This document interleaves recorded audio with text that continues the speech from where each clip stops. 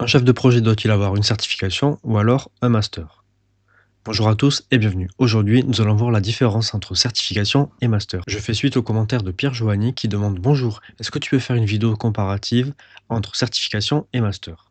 Donc aujourd'hui, nous allons parler de ça. Nous allons comparer la différence entre une certification en gestion de projet et la différence avec les masters en gestion de projet. Et nous allons faire particulièrement attention au master public et au master privé. C'est parti. Donc tout d'abord, ce qu'il faut savoir, c'est que les certifications et les masters n'ont pas le même objectif. Une certification, c'est une certification professionnelle qui permet d'attester de compétences, alors qu'un master, c'est un diplôme qui permet d'attester d'un apprentissage. Donc tout d'abord, les coûts ne sont pas les mêmes. Pour une certification, dépendant celle que vous passerez, les coûts peuvent varier. Donc vous pourrez avoir, en partant de 200 € jusqu'à plus de 2 500 € et vous avez même certaines certifications qui peuvent aller au-delà de 2 500 €. En général, certaines certifications peuvent prendre beaucoup de temps à être passées, ça peut prendre plusieurs mois et vous pouvez également avoir des prérequis, que ce soit en termes d'expérience. Donc par exemple, pour certaines certifications, vous pourrez avoir, environ, 10 ans d'expérience demandée ou alors un certain nombre d'heures travaillées, et cetera. Concernant les masters, donc tout d'abord, il faut avoir une licence et ensuite vous avez 2 types de masters comme je le disais, les masters publics et les masters privés. Regardons d'abord les masters publics. Donc les masters publics viennent des IAE ou des universités. Leur coût est de 254 € par an. Donc là, ce sont les frais de scolarité d'une université normale et si vous êtes boursier, vous ne payez pas ces frais-là. Et les masters durent entre 1 et 2 ans, hors formation continue, et vous pouvez les faire en formation initiale ou alors en formation en alternance. Concernant les masters privés, là, c'est quelque chose qui est beaucoup plus onéreux. En général, ça peut aller entre 15 000 et 35 000 € l'année. Donc pareil, ça dure entre 1 et 2 ans. Et si vous faites une alternance, vous avez les frais de scolarité qui sont payés. Mais ce qu'il faut savoir, c'est que même si vous avez un master en gestion de projet, certains recruteurs vous demanderont toujours la certification, car le diplôme, comme je le disais, ça prouve que vous avez la connaissance de la théorie, mais ensuite, avec la certification, ça prouve que vous maîtrisez les différents concepts et standards, et surtout que vous avez de l'expérience dans ce domaine-là. Et maintenant, nous allons faire une comparaison suivant 5 critères. Le coût, la durée, la reconnaissance internationale, le ROI sur votre salaire et la sélectivité. Donc pour la certification, le coût est entre 200 et 2 500 €, c'est ce que je vous disais tout à l'heure. Pour le master public, 254 €, pour les masters privés, entre 15 et 35 000 €. Donc là, en termes de coût, c'est le master public qui gagne. La durée, la certification, c'est entre 3 et 6 mois, donc la préparation prise en compte, mais après, par exemple, vous pouvez également réduire cette durée-là, alors que pour les masters, c'est entre 1 et 2 ans, suivant votre niveau d'études. La reconnaissance internationale pour les certifications, elle est très bonne. Là encore, ça dépend vraiment de la certification, mais la plupart des certifications peuvent être faites en anglais ou sont en anglais. Donc c'est à partir de là que vient cette reconnaissance internationale. Pour les masters publics, en général, dans l'UE, c'est très bien reconnu et à l'international, donc si vous êtes en France et que vous avez un master d'une université française, en général, c'est assez bien reconnu. Au moins, c'est quelque chose qui est respecté. Et pour les masters privés, donc là, ça dépendra vraiment des écoles. Si vous êtes dans une top école de commerce, qui pour la plupart sont des écoles privées, ça pourra aller. Donc je dirais jusqu'à peu près au top 5. Mais ensuite, si vous descendez plus bas dans le classement, là, ça ne sera pas forcément très reconnu à l'international. Ça sera juste une école comme une autre. Concernant le ROI sur le salaire, donc si vous avez une certification, ça c'est rapide, car c'est quelque chose que vous pouvez mettre en avant et il faut savoir que pour certaines offres d'emploi, c'est demandé. Pour le master public, c'est plutôt à moyen terme car il vous faut d'abord avoir une expérience et pour les masters privés, c'est plus ou moins long terme parce que là également, il vous faut une expérience, ça dépendra vraiment de votre école. Et ensuite concernant la sélectivité, pour la certification, en général, il y a un examen de temps en temps, une préparation et vous devez avoir pour certaines certifications 3 ans d'expérience. Pour les masters publics, vous devez passer un concours et c'est une sélection sur dossier. Et pour les masters privés, moi c'est ce que j'appelle le pay to win, c'est-à-dire vu que vous voyez les frais de scolarité qui sont très très élevés, vous allez avoir les critères de sélectivité qui vont être abaissés pour pouvoir avoir des étudiants. Parce qu'il ne faut pas oublier que des masters privés, à la base c'est un business et le but du business c'est de faire du profit. Après, bien sûr, ce que je vous disais, le top école, ça peut être sélectif, mais sinon, pour le reste, en général, c'est ce que j'appelle le pay to win. C'est les gens qui n'ont pas pu aller en master public qui vont en master privé. Et maintenant, nous allons voir la différence entre le master et le master, où là, vous avez une lettre qui change tout. Donc, un master, c'est un diplôme national d'État. Donc, en général, c'est délivré par une université, mais vous avez aussi certaines écoles privées qui peuvent le délivrer. Donc, ça vous donne le grade de niveau 7 master. Et avec ceci, vous pouvez accéder à un doctorat. Alors que vous avez le master qui vient d'un établissement privé, donc là c'est une appellation libre, donc c'est-à-dire vous pouvez avoir n'importe quelle école qui dit oui, nous vous proposons des masters, et au final ce diplôme-là n'existe pas.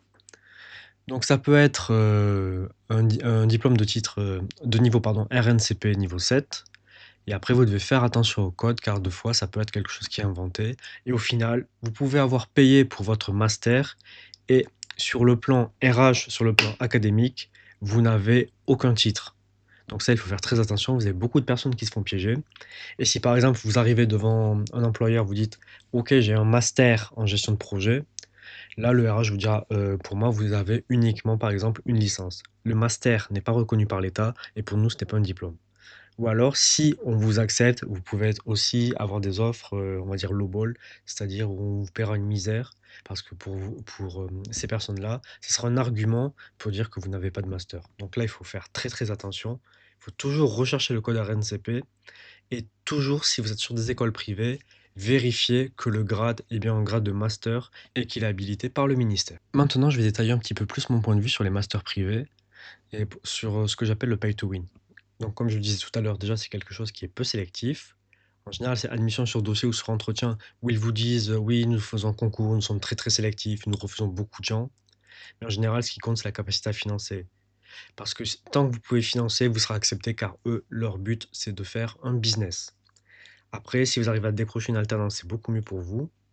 Mais par exemple, aussi, quand je vous dis peu sélectif, ça veut dire que ce n'est pas votre niveau académique qui déterminera votre entrée dans ce master. Petite anecdote personnelle, moi j'ai fait un master dans une université publique, j'ai fait un master à l'IAE, et dans ma promo, lorsque j'étais en licence ou même dans la première année de master, il y avait quelques étudiants qui étaient assez mauvais. Donc les derniers étudiants de ma promo, qui eux n'étaient pas acceptés, ou qui, donc déjà qui avaient redoublé ou qui n'étaient pas acceptés dans l'année suivante, eux se sont tournés vers des masters privés et ont été acceptés.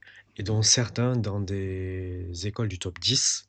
Donc c'est pour ça que je vous dis, à partir du top 5, 6, les écoles privées, le niveau n'est pas forcément le meilleur. Ensuite, vous n'êtes pas le client, donc vous avez ce qui s'appelle l'OPCO qui va payer.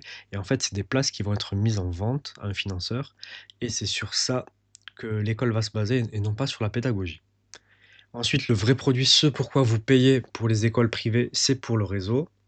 Donc ce que vous achetez, c'est souvent l'annuaire des alumni. Donc souvent, les écoles vont promouvoir cela comme une qualité de leur école. Donc nous avons un très gros réseau. Et au final, ce que j'ai remarqué, c'est que vous avez beaucoup d'écoles, beaucoup d'anciens étudiants de ce réseau qui recrutent entre eux. Donc c'est-à-dire, ils vont privilégier leur école sur une autre école ou sur un autre master, par exemple, car eux ont fait cette école-là. Donc c'est ce qu'on appelle enfin, du networking. Et également, par exemple, si vous avez une personne qui a des compétences moins élevées qu'une autre, mais qui arrive à rejoindre une grosse boîte, elle va essayer d'aider les personnes de son niveau, de son école. Donc, c'est-à-dire une personne, on va dire moyenne, va recruter une personne moyenne. Il ne recrutera pas la personne qui sera la meilleure. Et après, vous avez un ROI qui est très incertain parce que vous allez payer cher votre master, mais les places pour votre emploi sont très compétitif, donc ce n'est pas tout le monde qui aura un emploi avec un bon salaire dans une bonne boîte. Et c'est là que ça va se corser, car en général, si vous n'avez pas vos parents qui peuvent financer cela, vous allez prendre un emprunt et après vous devez rembourser l'emprunt. Donc vous avez toujours chaque année des étudiants qui se retrouvent sur le carreau et qui se retrouvent endettés à cause de ça. Donc c'est pour ça que je dis que le ROI est très très incertain. Ensuite, il faut savoir que ce qu'on nous enseigne, peu importe le master ou ce que vous voulez, c'est très différent de la vraie vie. Donc, avant aussi de sélectionner un master ou une formation, regardez toujours la plaquette du programme. Donc, par exemple, ce que vous dit l'école, vous allez avoir la théorie des organisations. Mais comment ça se passe si dans la vraie vie, vous devez dire non à un sponsor, à J-20 la delivery de quelque chose d'une feature assez grosse. Ça, on vous l'apprend pas, ça vous l'apprendrez sur le terrain avec l'expérience. Management d'équipe. OK, donc ça va vous apprendre les bases, la théorie, mais que faites-vous si vous avez un dev qui manque et qu'il n'y a plus personne? Qu'est-ce qui se passe? Ça, vous l'apprendrez pas en cours, vous l'apprendrez sur le terrain et avec l'expérience. MS Project, les outils de planification. Ok, donc vous apprendrez les bases, comment vous les utilisez, mais on ne vous apprendra pas à faire un planning s'il y a quelque chose qui a bougé chez le client et vous devez refaire toute la delivery. Ensuite, communication et anglais des affaires, vous aurez 30 heures, mais comment vous faites pour arbitrer deux métiers qui se renvoient la balle et qui ont peut-être deux cultures différentes et où vous devez communiquer en anglais? Comment est-ce que vous faites ça? Ça, vous ne l'apprendrez pas à l'école. Et ensuite, vous aurez un mémoire de recherche de 100 heures, où vous ferez un mémoire donc sur la théorie, sur des analyses, alors qu'au final, ça ne vous apprendra pas, par exemple, à justifier un retard de 3 semaines devant un copil. Donc vous avez, on va dire, la théorie qui est très très différente de la vraie vie et de ce qui vient avec l'expérience. Maintenant, ce que nous allons faire, c'est voir quelques programmes de formation, donc que ce soit des masters publics, des masters privés, des masters et aussi les certifications. Ok, donc là je suis sur le site de l'IAE Lyon, donc, qui fait partie de l'Université de Lyon. On est sur le master entrepreneuriat et développement des entreprises nouvelles, mention entrepreneuriat et management de projet. Donc, pour le recrutement, il faut avoir un bac plus 3 ou un bac plus 4 en fonction de l'année de votre master, oui. Accessible à reprise d'études, oui. Durée de la formation, 2 ans ou 1 an. Formation continue diplômante, donc c'est à Lyon. Les stages, oui. Donc ça, c'est les stages obligatoires. Coût de la formation, 254 €, donc qui sont les frais de scolarité des universités. Possibilité de séjour à l'étranger, oui. Mais ce qui nous intéresse vraiment aussi, c'est le programme. Donc je scrolle un petit peu. Donc là, ça nous reparle des candidatures. Et maintenant, nous allons voir le programme. Donc, 358 heures de cours entre septembre et fin mars. Et pour le M2, 448 entre fin septembre et fin février. Donc, c'est quelque chose qui est assez conséquent. Et maintenant, nous allons voir rapidement le contenu du semestre 1. Entrepreneuriat, approche du processus de création d'activité. Introduction à la recherche, à l'entrepreneuriat et à la gestion de projet. Organisation et management de projet. Ensuite, analyse critique du plan d'affaires entrepreneuriat international, donc analyse du plan d'affaires, approche du marché, e-learning et cours de spécialité. Donc là, il faudra choisir simulation financière, management de projet, les outils, les coûts cachés, les coûts et décisions, management interculturel, management des équipes et leadership, infographie, fondamentaux et design de projet e-business, collecter les données en management, etc. Ok, donc là, on voit qu'il n'y a pas trop de gestion de projet au final. Kit de survie en mathématiques pour gestionnaire, donc faire des maths. Ça peut être utile si vous gérez des entreprises. Management des organisations créatives, ok, donc ça c'est la spécialité. Donc vous avez des jeux d'entreprise. Ensuite, pour le S2, business modeling et pilotage de projets entrepreneurial.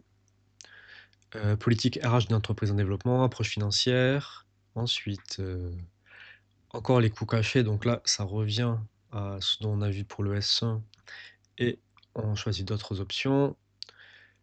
Séminaire international, ok.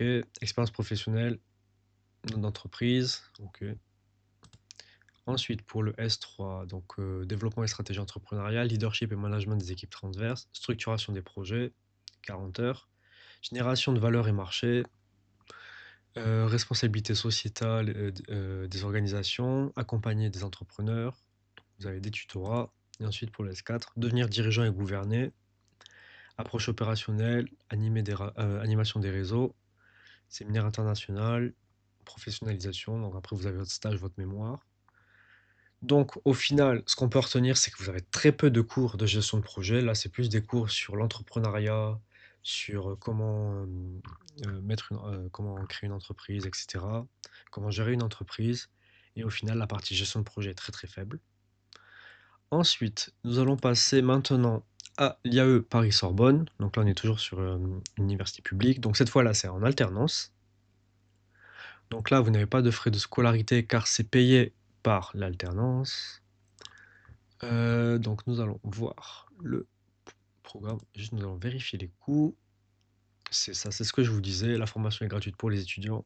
Donc vous devez vous inscrire CVEC, donc 105 €. Et ensuite, ce que nous voulons, c'est le programme. Oui, en fait, il faut juste télécharger la brochure.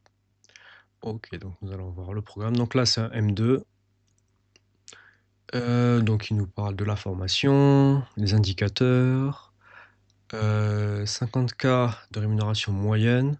Si vous sortez d'école, ne vous attendez absolument pas à ce salaire-là.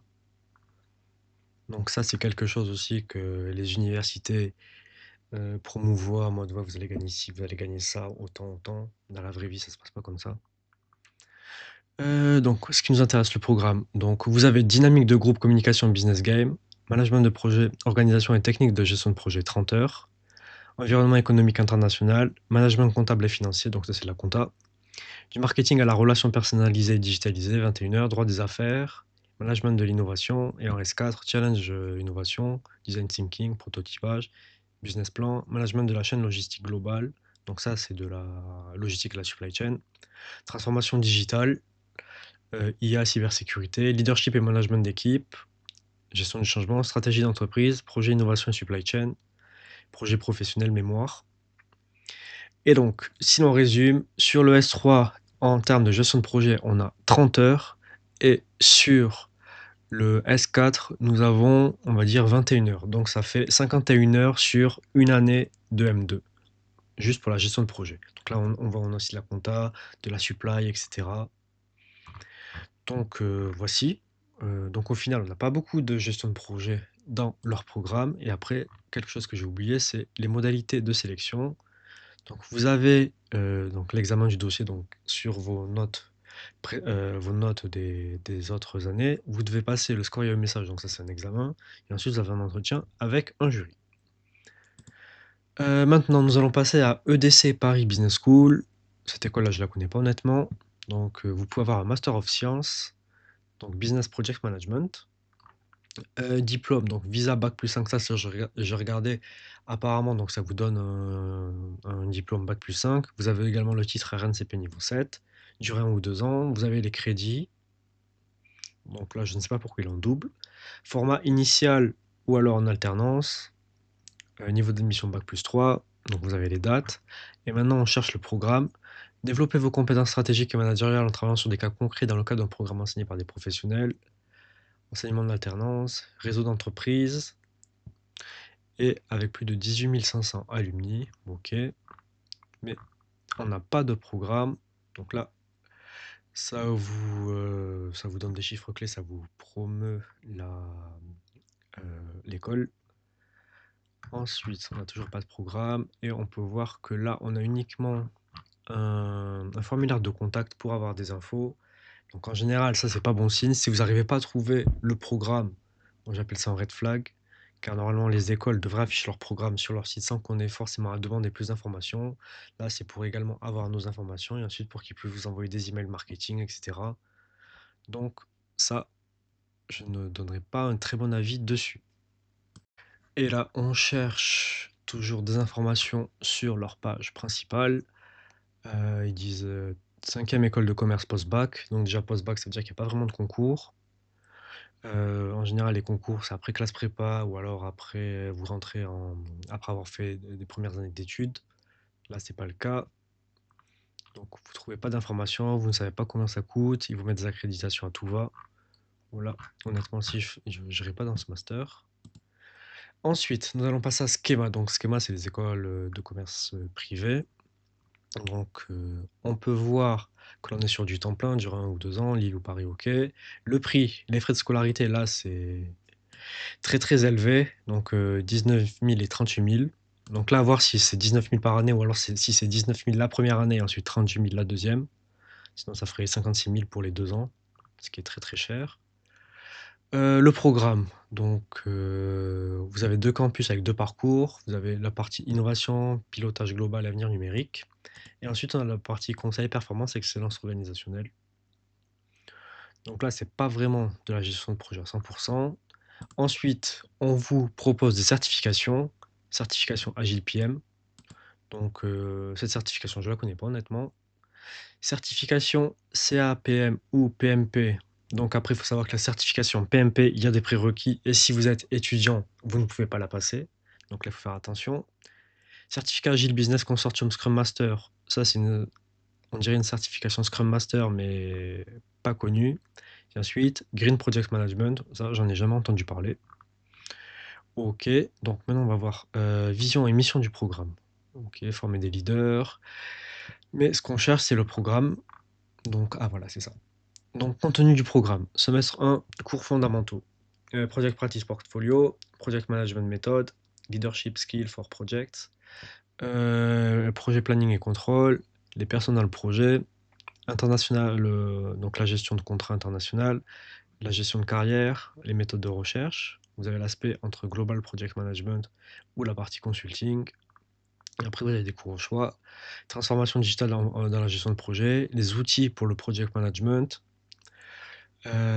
business, la partie sustainable, la partie géopolitique. Et après, si on va au S2, donc toujours la partie pour le portfolio, le risk management, les project management éthique, etc. Portfolio, PMO, la partie pour la finance de projet. Après, vous avez la spécialisation. AI and VR, application relevant to project management. Bon, pour la VR, uniquement donc la réalité virtuelle en gestion de projet, je vois pas trop ce à quoi ça correspond. Business et project management agility, ok, donc ça, ça doit être la méthodologie agile. Après, vous avez des cours au choix, social intelligence, design thinking. Ok, donc là, on va voir à Paris, plus ou moins similaire. Donc là, il y a un peu plus de sport. Les outils digitaux, ça, on l'a vu. Oui, donc après, à Paris, même, c'est plus ou moins similaire. Donc là, on voit qu'au final, il y a peut-être un peu plus de gestion de projet que sur les autres, mais ça reste quand même un élément mineur pour moi. Ensuite, si on va sur Neoma, donc là, on est sur le master management de projet. Donc on a la présentation du programme, nous on va voir le détail. Alors, cursus. Ok. Résultat d'évaluation, taux de présentation de l'examen 100%, taux d'obtention du diplôme 100%. Ok. Donc là, il faut faire un peu attention. Donc après, sinon, si on voit les infos pratiques, on voit que c'est une formation en alternance. Ok. Les frais de scolarité, 18 000 euros par an, avec des frais de gestion. Donc là, les 18 000 euros, si vous faites en alternance, c'est l'entreprise qui la paiera. Mais il faut d'abord trouver une entreprise. Donc après, vous avez un titre Master of Science, un titre RNCP. Ok, donc là, ça a l'air legit. Donc on n'a pas vraiment de programme. Ok, donc là, il faudra chercher un peu plus. Et si on va dans carrière, donc vous pouvez faire chef de projet, ingénieur de projet, planificateur de projet, acheteur du projet, manager des risques du projet. Honnêtement, il y a beaucoup de titres Il y a beaucoup de titres. Ok. Admission. Donc il vous faut avoir bac plus 3, bac plus 4, bac plus 5. Donc si vous faites du bac plus 3, il faut avoir 3 ans d'expérience professionnelle. Ensuite, après classe prépa, ok. Donc ça, on va dire, c'est les méthodes d'accès traditionnelles. Ensuite, on a les témoignages, la vie étudiante, mais on n'a pas exactement le programme en entier. Donc maintenant, peut-être si on télécharge la brochure, là on voit ça nous demande des informations. Hop, diplôme français suivant. Après, ça nous demande nos informations, juste pour avoir une brochure. Donc là, c'est ce que je vous disais tout à l'heure. Et maintenant, nous allons passer aux certifications de project. Donc là, je suis sur la partie Scrum Alliance. Donc pour la certification Scrum, vous pouvez principalement les avoir sur Scrum Alliance ou sur scrum.org. Donc Scrum Alliance, c'est pour être certifié Scrum Master. Là, ce qui va nous intéresser, c'est le prix et s'il y a une durée sur la certification et comment vous passez la certification. Donc là, on va directement aller à l'essentiel. Où est-ce que c'est? Ah, ok. Combien de temps ça prend pour avoir la certification? Donc ça vous prendra 16 heures de cours. Donc, où vous devez faire des classes entre 2 et 3 jours. Et ensuite, lorsque vous faites le test, vous avez 90 jours et 2 tentatives pour passer le test. Et ça doit être fait en 1 heure. Après, ça vous dit que c'est pas quelque chose d'essentiel pour avoir un job, mais que vous avez certains employeurs qui le demandent. Donc là, on va regarder pour le prix. Donc là, déjà, on a une échelle de prix. Donc ça veut dire que ça peut vous coûter entre 250 et 2500 $. Donc ça veut dire qu'en fonction des organismes que vous utiliserez, vous aurez un prix qui sera potentiellement décuplé. Et après, là, ce qui nous intéresse, c'est de voir si il y a une durée de vie à cette certification. Sur leur site, là, j'arrive pas à le trouver, mais quelque chose d'intéressant, c'est pourquoi avoir la certification avec eux. Donc là, ils vous disent, donc c'est pour le travail, et cetera. 95 de ceux qui ont la certification la recommanderont à un ami et 71 ont pris cette certification pour avancer dans leur carrière. Bon, déjà, vu que là, le prix qu'ils ont payé, c'est normal qu'ils vont la recommander à quelqu'un, parce que ça, c'est aussi un biais cognitif, dans le sens où vous allez payer 2 500 € ou 2 500 $ pour faire la certification. C'est ensuite pour vous dire, ok, j'ai pas payé pour rien, j'ai pas étudié pour rien, donc c'est pour ça que je le recommande. Donc là, c'est vraiment du marketing. Et ça va rejoindre ce que j'allais vous dire par rapport aux écoles. Donc, c'est-à-dire que pour les écoles, comme je vous l'ai dit, pour les masters privés, c'est un business, mais également pour les certifications project, c'est également un business. Donc là, il faut faire très attention. Donc là, vu que vous êtes obligé de passer par des organismes de formation et vous ne pouvez pas apprendre par vous-même ou passer la certification vous-même. Et maintenant, nous cherchons toujours la date d'expiration que je n'arrive pas à trouver. Donc là, ça met la puce à l'oreille. Ok, donc j'ai cherché sur Google et voici ce qu'on a comme résultat. Donc la durée des formations est généralement sur 2 jours, donc obligatoire avec un formateur agréé. Donc là, c'est ce que je vous disais au niveau business. Ensuite, validité. La validité du certificat est de 2 ans. Donc renouvellement, il faut payer environ 100 $ tous les 2 ans et avoir certains points pour garder le certificat. Donc c'est là où ça devient du business récurrent. Vous allez avoir des frais qui vont être engendrés tous les 2 ans pour pouvoir conserver ceci. Donc vous payez entre 250 et 2500. En général, c'est plus élevé que 250 pour la certification. Et tous les 2 ans, vous allez devoir repayer, repayer, repayer. Donc là, vous voyez que ça devient aussi du business. Et là, ça met la différence entre Scrum Alliance et Scrum.org. Donc là, nous allons voir maintenant Scrum.org. Scrum.org, nous allons voir donc directement les détails pour passer la certification. Vous payez 200 $ par tentative. Donc là, c'est soit ça passe, soit ça ou ça casse. Vous devez avoir un score minimum. Vous avez 60 minutes pour répondre à 80 questions. Donc là, je vais vous renvoyer sur mes anciennes vidéos concernant cette certification. Moi, c'est celle que j'ai. Et cette certification, vous pouvez la préparer tout seul. Moi, je l'ai préparée tout seul avec le Scrum Guide et avec les différents entraînements que j'ai fait. J'ai pas pris de formation, j'ai pas payé plus que ça, j'ai juste payé la tentative et j'ai la certification qui est à vie. Donc ça, c'est quelque chose qu'il faut prendre en compte lorsque vous faites vos certifications et il faut vraiment faire très attention à cela et faire des recherches au préalable. Et maintenant, nous allons passer à une autre certification qui est la PMP, où là, vous allez nécessiter au moins 3 ans d'expérience. C'est quelque chose qu'il faudra prouver. Vous avez un prix qui est plus conséquent également, donc vous devez payer 655 $ si vous n'êtes pas membre et 405 $ si vous êtes membre, sachant que le membership il doit être payant également. Ensuite, si nous regardons les conditions, donc il faut faire une candidature. Vous devez être éligible aux différentes sélections. Donc ensuite, vous pouvez vous entraîner en ligne. Ensuite, vous pouvez être éligible. Donc vous devez avoir 35 heures de, 35 heures d'entraînement. Ensuite, vous avez d'autres conditions. Pour étudier, donc vous avez les différentes informations. Ensuite, vous pouvez passer l'examen dans un centre de test ou vous pouvez le faire en ligne.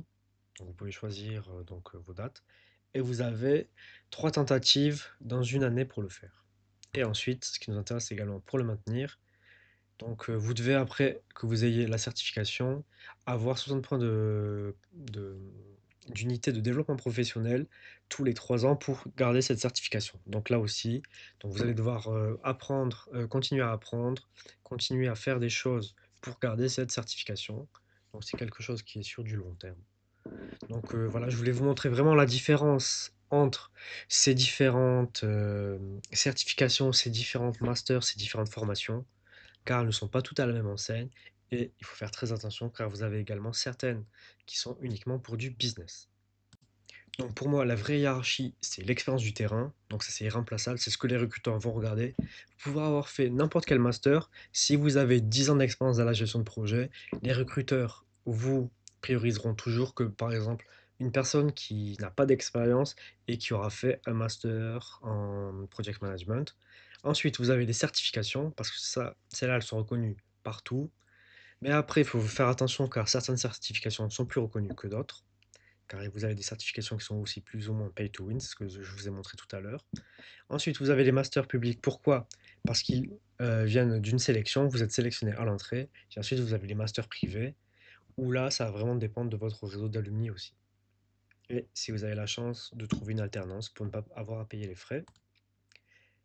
Et ensuite, donc, dans quel cas choisir quoi? La certification, c'est si vous êtes déjà en poste et si vous souhaitez évoluer, si vous voulez un marché international, si vous avez un budget limité, vous voulez un ROI assez rapide, et si vous voulez une reconnaissance mondiale immédiate. Pour les masters publics, si vous voulez une reconversion depuis un autre domaine, si vous voulez avoir accès à certains postes dans des grands groupes, euh, si vous avez un budget qui est assez faible, et si vous voulez la légitimité académique.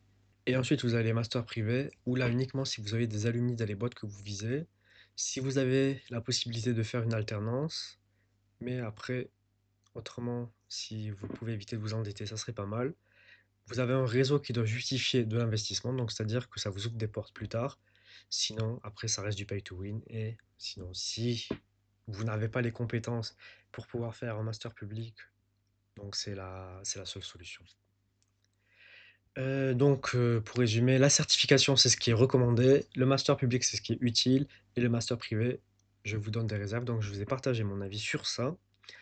Me concernant, moi, j'ai pas fait de master en gestion de projet. Lorsque j'étais étudiant, ça n'existait pas. Donc moi, j'ai fait un master en marketing, et ensuite, j'ai eu l'expérience en gestion de projet, et suite à ça, j'ai passé une certification. Donc moi, j'ai passé la certification PSM, donc celle que je vous ai montré qu'on passe une seule fois, et je n'ai pas pris de formation ou quoi que ce soit. Moi, j'ai tout appris moi-même et je l'ai passé tout seul et je l'ai eu du premier coup.